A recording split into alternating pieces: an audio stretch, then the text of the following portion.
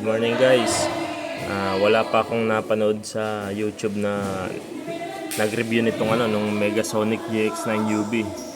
Ito guys yung parang copy lang nila ito sa sa Kevlar na GX7 Pro.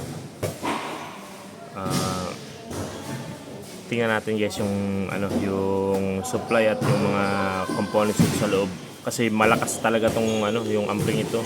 Na-testing ko nito guys doon sa box na yun na dual 12 dual 1208 ng Tosunra.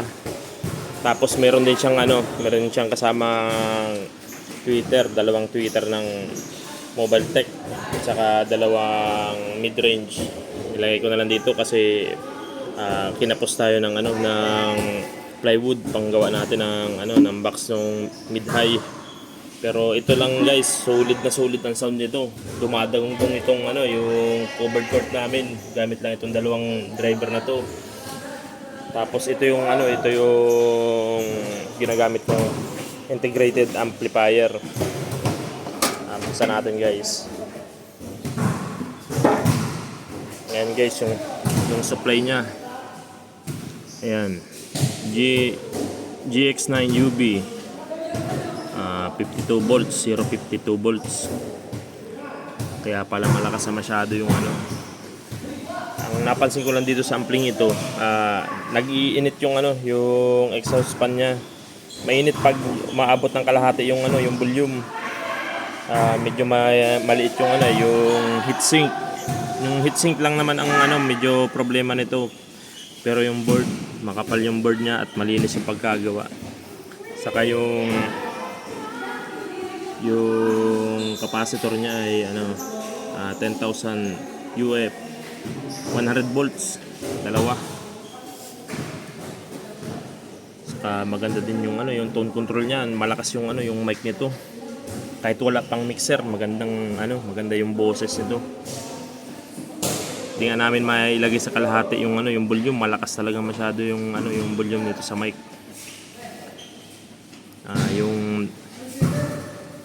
Yung transistor niya ay 2SC 5200. Ayan. 2SC 5200.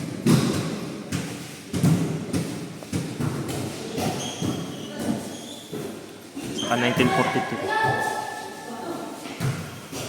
Dalawa na din yung fan niya, isang palabas saka isang pabuga dito. Pero medyo may kaliitan yung yung heatsink. Ayan guys, solid to sa sa halagang 3,500 pesos lang sa Shopee. Malakas talaga tong ampling to. Ang nakaload sa kanya ay 1,140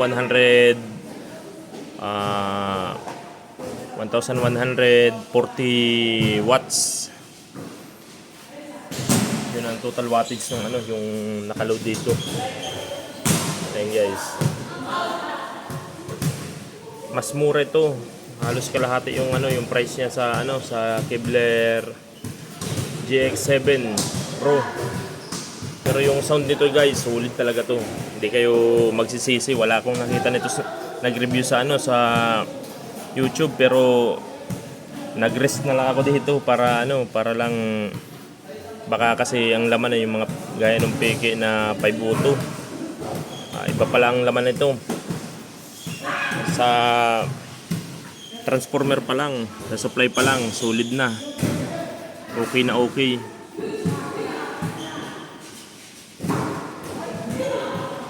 Try ko magawa pa ng isang pang box na may load na dalawang D15 na Kevlar. Kasi kaya niya yung dalawang D12. Halos 1/4 pa lang dumadagong-dung na dito sa port.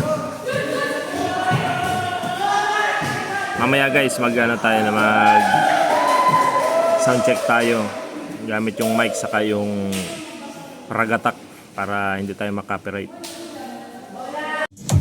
Okay guys, i-sound check natin yung Megasonic GX9 UV. Wala tayong ginamit guys na mixer. Yan pa lang yung volume niya. Saka meron siyang loudness guys. Pag ginamit natin to, malakas na masyado yan. Ito yung setting ng ating bass, mid saka treble. Mababa lang. Try natin i-add ng volume.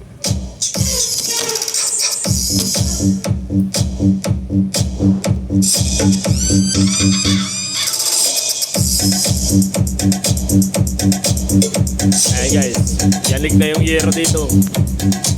Dumadagundong na. 9 o'clock pa lang yan.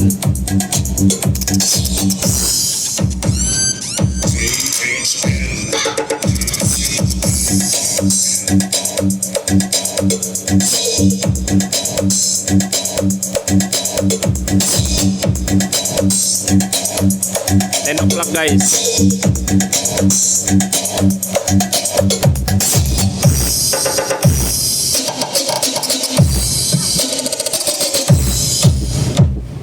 Yan na guys yung yero dito. Wala pa yung mixer. Mas malakas yan pag may nakakabit na mixer. Mababa lang yung mas natin. Ayan guys, malakas na masyado.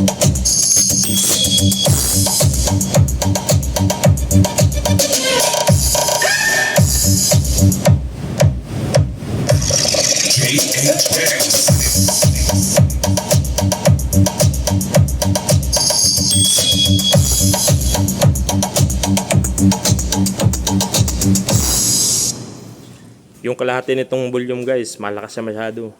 Yanig na yung yero nga, hindi pa nga nangangalahati yung volume natin. Ayan, 25 pa lang. 10 o'clock yan. Hindi kayo lugi dito pag bumili kayo ng ganitong ampli. Ayan ang Megasonic ABN GX9UB. 1,200 watts per channel.